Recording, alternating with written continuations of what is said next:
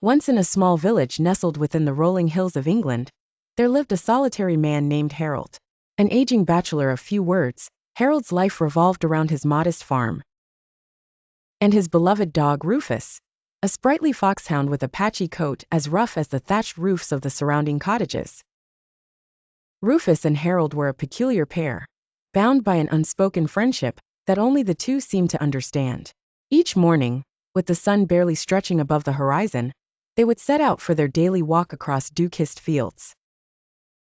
It was during these silent promenades that the village folk would often spot them. Harold, with his worn coat draped over stooped shoulders, and Rufus, bouncing with an energy that belied his years. Life in the village was predictable, with each day mirroring the last, a tapestry of routine and mild weather. One fateful spring morning, however, the tranquility was shattered. As they wandered near the forest's edge, Rufus suddenly became alert, his nose twitching and ears perked. Without warning, he bolted into the thicket, a blur of brown and white disappearing into the trees. Alarmed, Harold called after him, his voice echoing in the stillness. "Rufus, come back, boy." Heart pounding, Harold followed, stumbling over roots and swatting away branches. He ran deeper into the woodland, driven by a fear he had never known.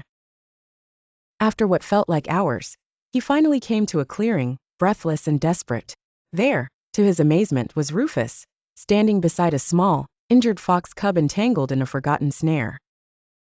Transformed by his companion's empathy, Harold carefully approached and freed the cub. Exhausted but relieved, the duo returned home, their bond deepened by the day's events. Rufus strutted beside him, his tail waving like a banner in the breeze. News of their bravery spread through the village, and while Harold remained reticent, the locals sensed a change in him. A heart once thought resigned now seemed renewed, bound by renewed purpose.